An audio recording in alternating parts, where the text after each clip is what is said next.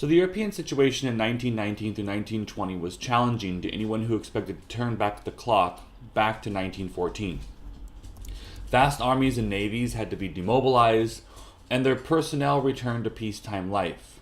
Now, many servicemen returned physically and or psychologically broken. They returned to economics unable to employ them, and sometimes to wives and sweethearts who had abandoned them. And most of the new democracies in Europe began to build welfare states to look after these men. Most recognized the public service of women in the war by granting them the vote. The major exception was France. War had changed the culture. Now, we've spoken of the lost generation of riders who rejected the old pieties, and women continued to work outside of the home and began to wear more masculine clothing and initiated a sexual revolution. Now, the process of demilitarization and economic recovery was complicated by the worst pandemic in history, the so-called Spanish flu of 1918, which killed perhaps 20 to 50 million people. Now, all Western economies faced great challenges in recovering from the war. Germany, which had begun the conflict as the industrial powerhouse of Central Europe, was devastated by the war and by the Versailles peace settlement. The Weimar Republic, which followed, was further challenged by the need to negotiate between extremist parties of the right and the left. Britain had entered the war as the greatest manufacturing and trading nation on earth, but one that had been slowing down as factories increasingly became obsolete. The war destroyed 1/3 of Britain's shipping and nearly 8 million tons. Resources and investments had been diverted from growth industries such as automobile manufacture and production of electronic goods towards war production. And Britain owed a war debt of $4 billion to the United States. French industry was in the same situation. Worse, French agriculture, proportionally more important to the French economy, was devastated by the fact that most of the Western Front had been on French soil. Now, France also owed a huge war debt of about $3.5 billion to the United States. Now, Eastern Europe never had much industry to begin with, and its farmland was also torn up by war. Now, in addition, there was political and social upheaval, as old regimes fell in the last days of the war and were replaced by democracies or revolutionary republics. The land situation was in turmoil as peasants often seized estates from their landlords.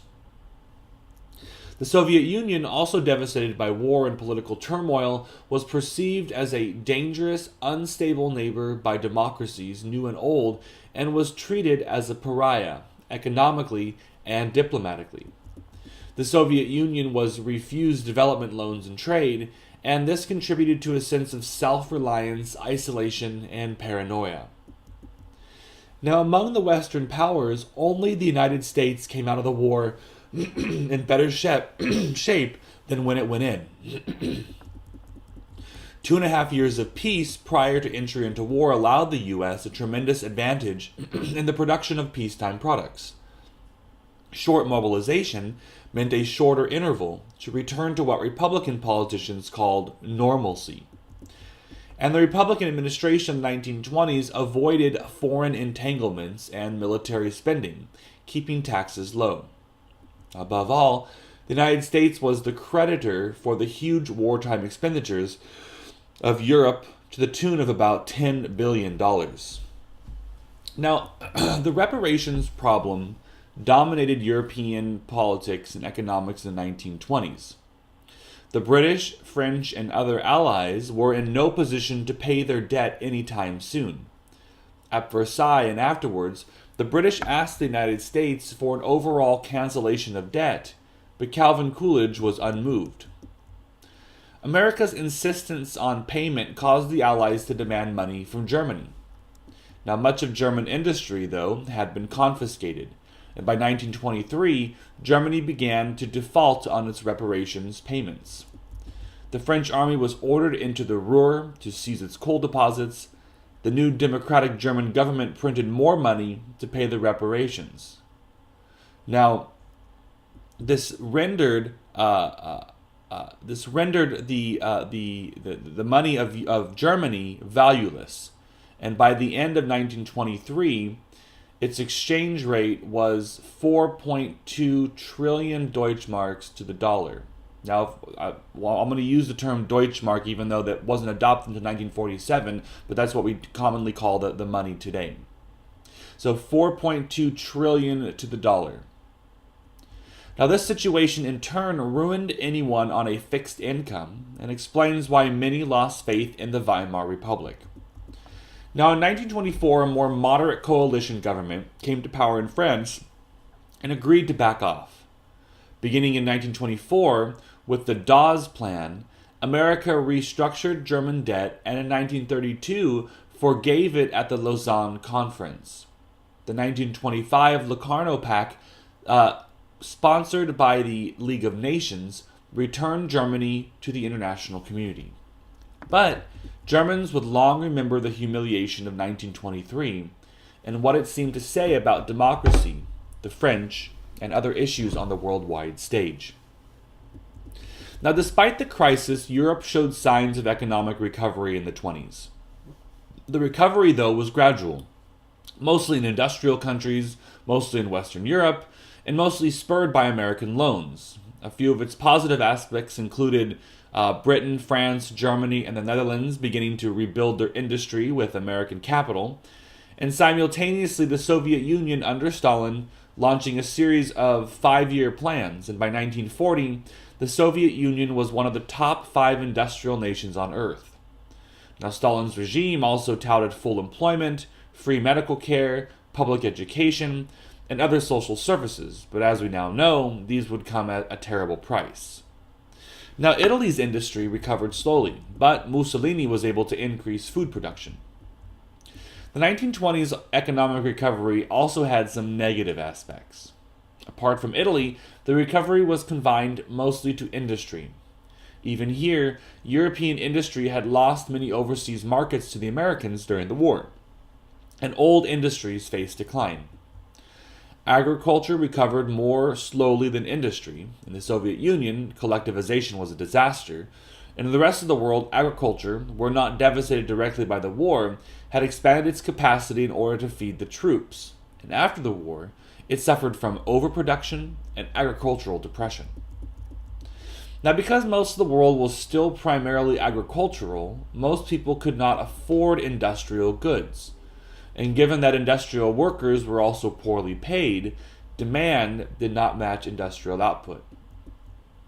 To spur demand, people were encouraged to abandon old traditions such as saving their money and postponing pleasure.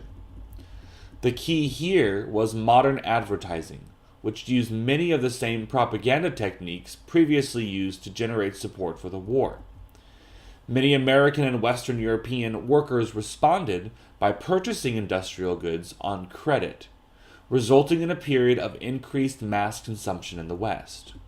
Now, in cities, nightlife developed, and this combined with a newfound freedom for women and led to the 20th century's first sexual revolution. But this high living was built on a shaky foundation. Much of the prosperity of the 20s was built on a chain of credit. If any link in that chain failed, the consequences would be ruinous. Neither American nor European workers were being paid enough to keep up with their bills, and if individuals defaulted, the companies that made the consumer goods they bought would have cash flow problems. Now, if that happened, the companies would be unable to keep up with their bank loans. If that happened, banks would have to call in other loans or fail. This was crucial because loans to American banks propped up European prosperity. If American banks called in their European loans or failed, the ripple effect across Western Europe would be devastating. Now, the causes of the Great Depression have been endlessly debated, but the general consensus follows the following outline. What then did the New York stock market have to do with it? The one group that had done well after the war was the wealthy. They benefited from low taxes and poured the extra money into investments or stock. Now, this buying spree led to artificial inflation of stock markets, which led to a boom market in 1928. Companies, banks, and even ordinary folks bought stocks on margin, that is, with money borrowed against the eventual yield. Now, in the fall of 1929, the U.S. government worried about the bubble and attempted to regulate speculation. This move forced brokers to demand more payment from investors, and when they defaulted, stock prices began to plummet. Now, on 24th of October 1929, the market collapsed as 20 million shares were sold in a panic. $40 billion was lost in 3 months. American banks began to call in loans to companies. Companies demanded payment for past goods. Workers, though, were unable to pay, in part because companies began laying them off to reduce debt, and thus began a cycle of defaulting in which individuals, companies, and banks went under. Now, the effects took some time to reach Europe. For example, U.S. credit did not fully dry up until 1931. In May of 1931, Austria's largest bank collapsed, marking the official beginning of the Depression in Europe. In July 1931, the first German bank suspended payments.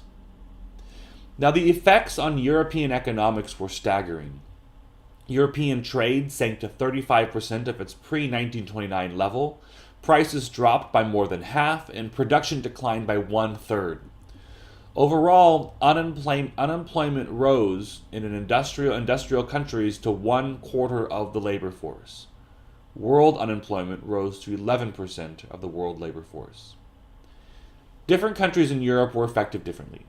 The Soviet Union was barely affected because it had not been admitted to the Western economic system.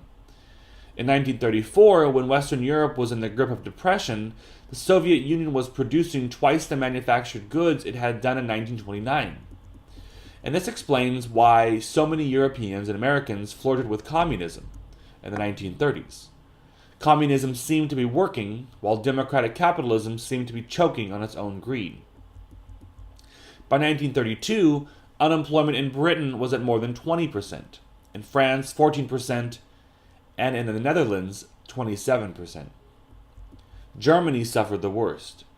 It had never fully recovered from the Great Inflation in 1923. By 1932, industrial production dropped 40% from its 40% from what it had been in 1929.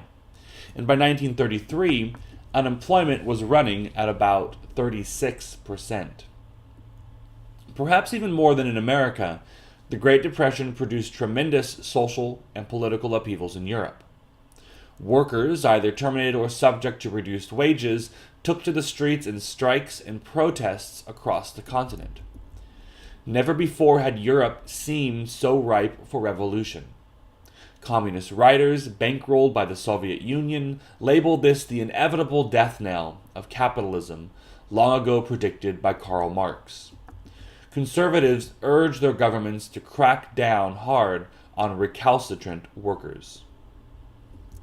Now, in fact, there was a split in how the countries in Western Europe reacted to the crisis of the Great Depression. In Western Europe, the democracies were shaken by political movements of the left and right, that is, communism and fascism, but survived. In Eastern and Southern Europe, which did not have long democratic traditions, those movements won out, establishing totalitarian states. Now, we'll close this lecture by looking at the Western democracies, and we'll turn to the totalitarian states in subsequent lectures. In the United States, the Hoover administration believed that the market and the economy would correct themselves. But U.S. unemployment climbed to 38% by 1932. Shantytowns of homeless sprang up, and Dust Bowl conditions drove farmers off the land in Oklahoma, Arkansas, and Texas.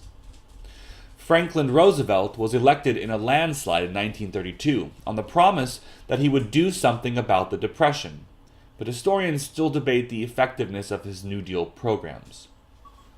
Britain, led by the conservative governments of Stanley Baldwin and Neville Chamberlain, chose a different road to recovery. At first, instead of sweeping social legislation and public works programs, The government tried to cure the Depression by cutting back spending to reduce the government debt.